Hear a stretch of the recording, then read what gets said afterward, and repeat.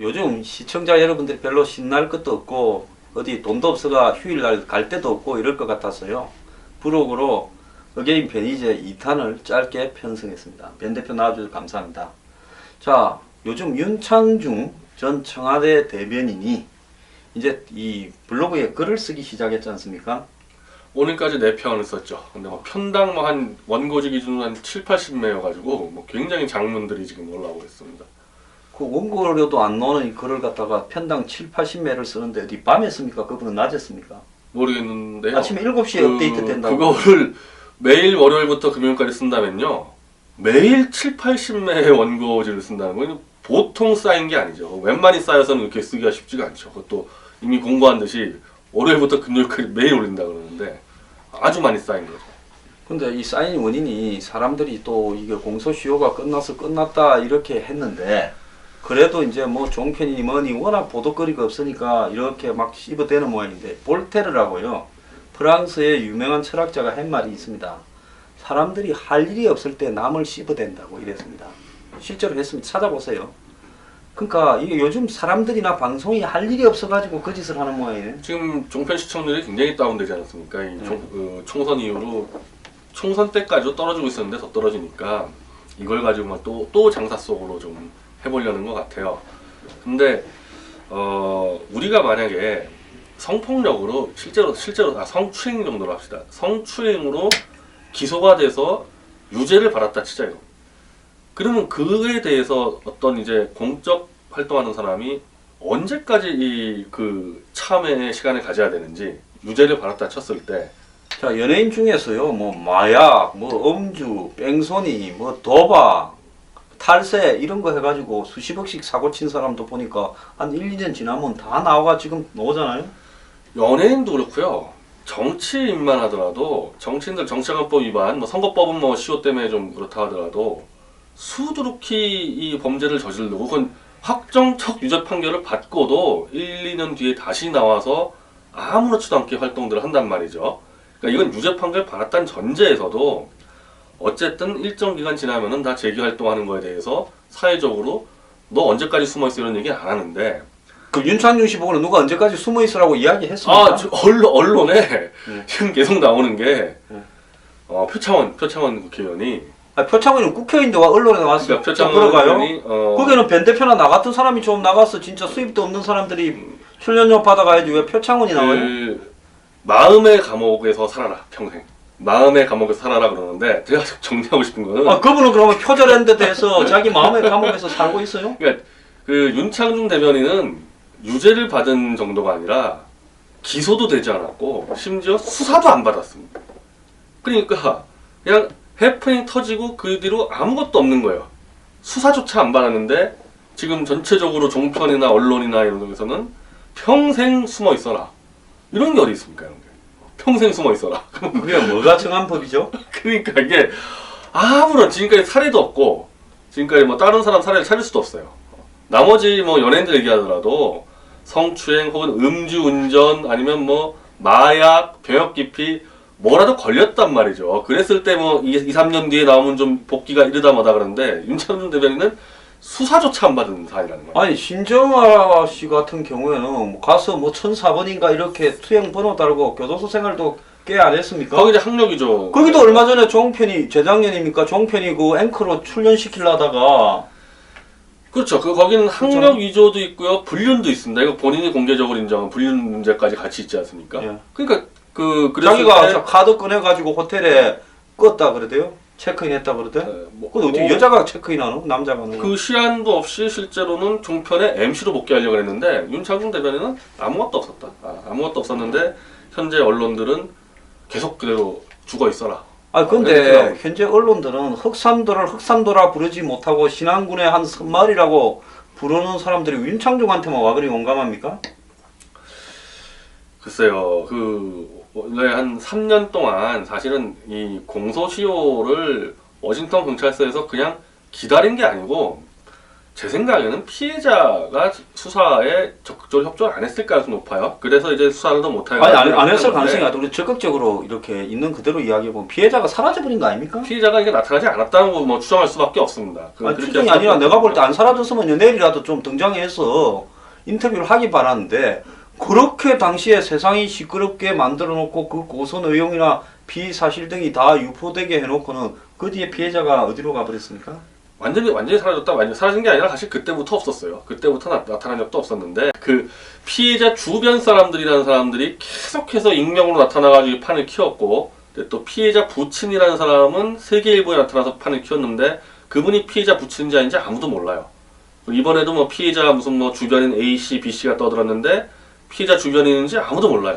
당시에 그 사건이 터졌을 때도 이제 와서 이야기하지만은 그때 당시에 미시 USA라는 사이트에서 신속하게 이 사건이 실황 중계되듯이 보도되고 했고 그것이 또 검찰에 고소 접수가 되는 과정에 또 인터뷰가 나오는 과정이 여러 가지로 정치적으로 석연찮은 부분이 많이 있었죠. 그때는 뭐 여러 가지 복잡한 문제가 있었는데 이제 그 당시 윤창중 대변인이 적극적으로 언론에 대응할 수는 없었을 거다. 왜냐면 피해자 상황 자체가 또 파악이 안 되니까 그때부터만 피해자 연이 다 끊겼고 아니 워싱턴 경찰서에 제3자가 신고한 부분에 대해서는 수사를 기다려야 되는 입장이니까 가만히 있다 보니까 그때 한 2, 3개월 동안 어마어마했죠. 뭐 언론들이 어마어마했죠. 상상을 초월하는 왜곡 보도와 뭐 다 튀어나왔는데 그때 TV에 나가서 끝까지 제 주장을 갖다가 저는 윤창중 씨의 이 문제는 이 지금 접수된 사항도 경범죄 성추행이라는 부분에 불과하고 이 문제가 나중에 허지부지 될 가능성이 매우 높고 지금 쟁점이 되고 있는 사항에 문제들이 많이 있다라고 처음부터 끝까지 미국 측에 알아보고 한결같이 이야기한 사람은 저밖에 없어요. 밴 대표는 그때 출연도 못하고. 그래서 하여튼 그 부분에서 윤창중 대변인 같은 경우는 3년 동안 어떻게 보면 그냥 감옥살이 한 겁니다. 그래서 감옥살이 하는 과정에서 언론들을 계속 본 거 아니에요? 그 자기의 쏟아지는 음해 보도를. 그래서 최근에 쓰는 글을 보면은 대한민국 언론이 대한민국의 제1위의 적이다. 본인도 언론 생활했지만은 야 내가 언론 생활한 게 과연 이런 꼴 보기 위해서 이제 언론을 생활했던가. 그래서 자연스럽게 지금 언론을 비판하게 되니까 언론들이 더 날뛰는 것 같아요. 미쳤어요 언론들이? 왜냐하면요. 사실은 그 당시 3년 전에 있는 보도들부터 지금까지 온 보도를 싹 다 쓸어가지고 한번 소송을 한다고 생각해 보십시오. 특히 민사, 뭐 형사 같은 거하고 하더라도 어마어마한 이 배상금이 나오고요. 뭐 제가 아는 변호사는 얘기하던데 미국 쪽 상황에 대해서 거짓 보도한 언론사는요 미국에다가 소송할 수가 있다. 미국에다 소송 걸면 이건 징벌적 손해배상 걸면 진짜 웬만한 언론사 문 닫을 수 있다. 그러니까 윤창중 대변인이 계속 죽어 있어야지. 이 사람이 자꾸 이제 올라오기 시작하면은 언론사들은 겁이 나는 거죠. 우리가 뭐 한 명 해치운다 그랬을 때는 완전히 해치워야지 어설프게 툭 건드렸다가 다시 살아나면 큰일 나지 않습니까? 기자들 소송에서 돈 뜯어냈다가는요. 아마 제가 봤을 때 그거는 기자들의 저주에 걸려서 명대로 못 삽니다. 대한민국에 제일 그 짜고 독한 사람들이 기자들인데 그 기자들 돈을 받아내갖고 어찌 살겠습니까? 그래서 뭐 사실은 지금까지 고소 하나도 안 했는데 근데 뭐 계속 이런 식으로 왜곡 보도가 나오고 한다면은 뭐 도리 없지 않냐. 그리고 본인 자체가 이미 언론이 대한민국 최대 적이라 그랬을 때 언론하고 싸워야 되는 문제에서는 제가 볼 땐 본인의 피해 구제하는 게 가장 시급한 문제다. 그리고 그러면서 뭐 나중에 협의할 때 협의하더라도 그렇게 해야지만 언론이 더 이상 안 하지. 계속 이렇게 가다가는 멈추지 않을 것 같다 언론사들이. 이제 시청률 떨어질 때까지는 시청률만 나온다면은 계속해서 이렇게 뭐 술안주거리로 쓸 것 같기 때문에 필연적으로 이제 언론과의 싸움은 하게 될 것 같고요. 이제 그러다 보니까 노무현 전 대통령하고 이제 본인을 자꾸 이제 비교하는 것 같아요. 노 대통령도 그 가족의 뇌물수수 문제로 봉화마을에 있을 때 한 3개월 정도 언론에 집중 취재를 당했는데 이게 좀 비슷한 그 장면이 연상되는 것 같습니다. 이제 바깥에서 주로 이제 기자들이 망원 렌즈로 막 집안에다 갖다 찍어대고 그랬었거든요. 노 전 대통령이나 이제 윤창중 대변인이나. 그래서 그러다 보니까 이 표현이 노무현 전 대통령을 이제 이해하겠다 그 심정을. 그리고 뭐 나의 동지다까지 표현을 썼는데 또 이게 또 파장을 좀 일으켰죠. 그거 하필 또 여러 가지 비유할 사람도 있을 건데. 저도 사실은 그게 억울한 사람 많은데 노 전 대통령을 비교를 해서 주로 이 인터넷 매체 쪽에서는 어떻게 감히 노무현 전 대통령 같은 성인과 노를 비교하냐 이렇게 얘기하는데 성인요? 전혀 다른 얘기죠. 왜냐하면 윤창중 대변인은 수사조차 받지 않은 그러니까 범죄자가 아니에요.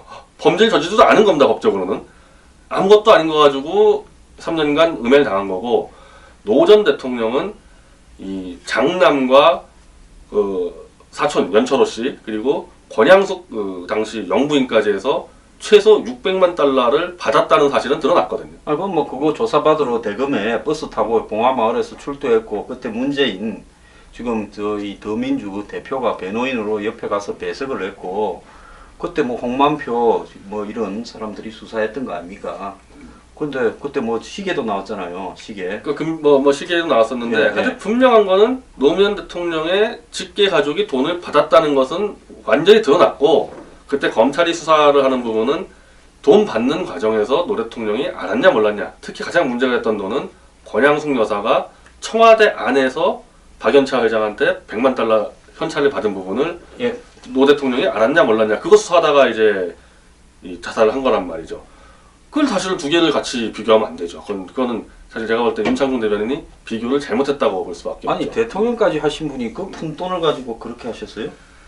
그래서 뭐 본인 얘기는 뭐 유서에는 길게 안 썼지만은 분명한 거는 전직 대통령으로서 분명히 가족들이 잘못된 돈을 받았고 그에 대해서 취재가 굉장히 이제 과열됐었고 분명히 뭐 심적 고통이 있었을 겁니다. 아니 근데 취재가 가열되고 집에 갇혔는데 그래도 노 대통령은 어쨌거나 가족이든 누구든 좀이라도 잘못한 게 있어서 이 집에 갇혔고 그렇죠. 취재가 가속됐고 근데 뭐 측근들이라고 지금 뭐 노빠 뭐 노무현 정신하는 사람들이 그때 막상 코너에 몰리니까 아무도 집에 안 갔다 그러더만요. 그때 이제 뭐 많이 비판했죠. 이 친노에서도 비판하고 뭐 그러다가 아니 의리의 친노에서 그래 다 피했죠. 네. 주군이 그래 코너에 몰렸는데 찾아간 사람이 없었는데 그럼 저 윤창중 대변인 같은 경우에도 집에 찾아간 사람이 없지 않았어요? 윤창중 대변인이 만약에 이제 잘못했다고 이제 한다면은 대통령 방미 수행 중에 어쨌든 불미스러운 일이 터져서 대통령의 방미 성과를 홍보할 기회를 놓쳤다. 요거거든요.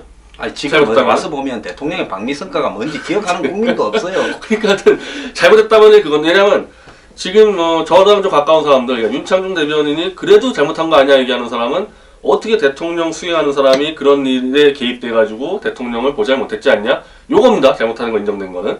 그럼 그것 때문에 기자가 집을 감시해가지고 계속 망원렌즈로 그거 잘못했다고 완전히 다른 얘기죠, 대통령. 아 그러니까 한 사람은 제도 확정이 안 되고 본인도 부정을 하고 그다음 지금 아무것도 아닌 끝났는데 3년간 유보를 했는데 노 대통령은 그러면 뭐 어쨌든 측근들이 잘못한 것도 있고 가족이 잘못한 것도 있는데 확정이 되면 노 대통령도 잘못했다고 인정을 했고 예, 그거 한 보름 만에 그렇게 할 수 있는데 그 둘이 성격이 다른데 한 분은 꿋꿋이 있고 한 분은 돌아가셨잖아요. 근데 이 부분은 윤창중 대변인이 비유를 좀 잘못했죠. 비유를 잘못했죠. 근데 같이 망원렌즈에 찍혔다는 그거 제가 볼 때 이제 글 중에서 망원렌즈로 아니 누군가 우리 집을 망원렌즈로 찍고 있으면 짜증 나지 않습니까? 그렇죠. 옷도 못 벗지. 예, 그래서 그 망원렌즈가 많이 기억에 남았던 것 같아요. 노 대통령이 봉화마을에 누군가 망원렌즈 갖다 대고 있으니까 그걸 가지고 뭐 글을 썼대요. 망원렌즈만 치워달라고. 그래서 아마 일반인들은 망원렌즈를 자기 집에 찍고 있으면 그 충격적이니까 그게 좀 비슷하게 온 것 같지 실제로는 비교 대상이 아니라는 거죠 완전히. 아 그런데 망원렌즈가 비슷하다 했는데 그렇게 비슷하다 하니까 이 친노 진영에서는 어디 감히 성인과 이렇게 비유를 같이 하느냐 이거예요. 그런데 정말 웃기는 얘기죠. 그건 뭐 명백히 가족 단위의 범죄를 저질렀거든요. 아니 그러면 서로 간에 완전히 다른 걸 갖다가 비슷하게 했다. 윤 대변인이 어떻게 그런 비교가 되지 않는 건을 비교를 했는지 모르겠어요. 그러니까 망원렌즈가 비슷했다 이거죠. 네. 예. 집에다가 망원렌즈 찍고 있는 게. 예. 망원렌즈 성능이 같았을까요? 기자들이 요즘에 그거 가지고 막 쓰니까. 그러니까 이제 두 개는 절대 제가 어떻게 비교 사안은 아니고 하여튼 윤창중 대변인의 글을 보면은 그 한 3년 특히 사건 벌어지고 한 6개월 동안에 정상적인 생활이 불가능할 정도로 기자들이 집을 거의 포위해가지고 가족들부터 이루 말할 수 없는 고통을 받았다. 이제 그게 이제 핵심이거든요. 그러면서 노 대통령 얘기가 나온 거죠. 자, 그분 그럼 앞으로 다 고소를 하시깁니까? 제가 볼 때는 해야 될 것 같아요.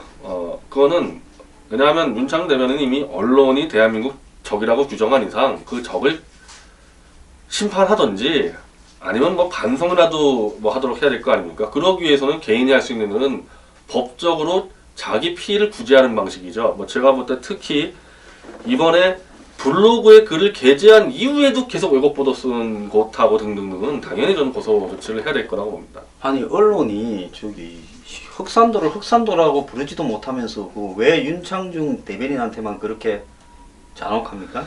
만만하게 보는 것 같아요. 만만하게 네, 보는 것 만만하게 같아요. 보는 것 같습니다. 뭐 같은 언론계 출신이고 뭐 설마 법적 조치를 할까?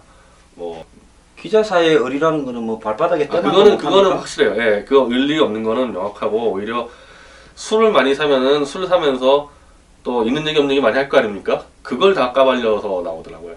기자들이 글이 사니까 수명이 짧구나. 그래서 사실 기자들 같은 경우를 원래 동지로 잘 보질 않아요. 웬만한 그 사람들 같은 경우는. 예, 그래서 근데 물론 또 기자라는 사람들이 한 세력가에 유착해도 안 되는 거지만은 뭐 의리를 떠나서 그 없는 말을 같이 만드는데 합세하면 안 되죠. 그건 윤리 문제가 아니라 이게 직업 윤리 문제인데 거의 합심해서 없는 일들을 마구 만들어냈다. 그래서 그거는 당연히 단죄를 해야 될 겁니다. 우리는 TV 나가서 뭐 윤창중 대변인이 그렇게 잘못한 건 아니고 사실관계가 잘못 알려졌다 이렇게 이야기할 때 저는 얼굴도 안 못 본 사람인데 있는 대로라도 이야기를 해야지. 그러니까요. 그러니까 대표적으로 뭐 윤창중 대변인이 워싱턴에서 새벽 5시까지 술 채서 막 비틀거려서 왔다 갔다 했다 그러는데 자, 그런 거는 명백한 거짓말이거든요. 그렇게 이야기들을 하면서 그때 저도 제가 하던 방송에 무슨 뭐 대변인과 그 특파원 뭐라고 하면서 막 통화도 하고 이랬던 기억이 나요. 근데 그런 이야기들을 했던 사람들이 지금 와서 뭔가를 한마디는 해야 되는 거 아니냐 이렇게 생각하는데요. 자, 제가 지난번에 제 방송에서 그 윤창중 대변인 문제를 갖다가 윤창중 진실과 거짓 그리고 매도 이야기를 했더니만 몇 분이 뭐 불쾌한 이야기도 이렇게 달아주셨던데요. 저는 진실을 이야기할 뿐이고 이 부분에 대한 진실은 밝혀지는데 시간이 좀 걸릴 거라 보이네요. 진실은 밝혀졌죠. 진실은 밝혀졌는데 그 진실을 거짓 보도한 언론사들이 최소한 그 당시 예를 들면 그 당시에 이거는 엄청난 성폭력 중범죄이기 때문에 체포가 될 거고 체포 영장이 발부됐다고 쓴 기자도 있어요. 이런 거는 법적 조치해야죠. 그것뿐만 아니라 바바리맨이라고 하는 예? 그 이야기를 유포시킨 부분에는 국가기관도 있지 않습니까? 그래서 뭐 하여튼 그때 당시에 거짓 왜곡 보도한 사람들은 개개인들이 다 그래도 한 마디씩은 하는 게 정상인데 그걸 안 하기 때문에 그거를 바로잡는 게 뭐 언론개혁의 첫 단추가 아닌가. 그래서 저는 윤창중 대변인이 이미 여기까지 왔으면은 언론 개혁을 위해서 깃발을 좀 들 필요가 있겠다. 그리고 뭐 그건 너무 자연스러운 행위니까. 예, 어쨌든 우리 저 윤창중 대변인이 다시 이제 입을 열고 본인의 진실부터 언론 개혁까지를 위해서 투쟁을 하겠다 하는 입장이니까 그 결과가 좋기를 기대합니다. 자, 오늘 나와주셔서 감사합니다.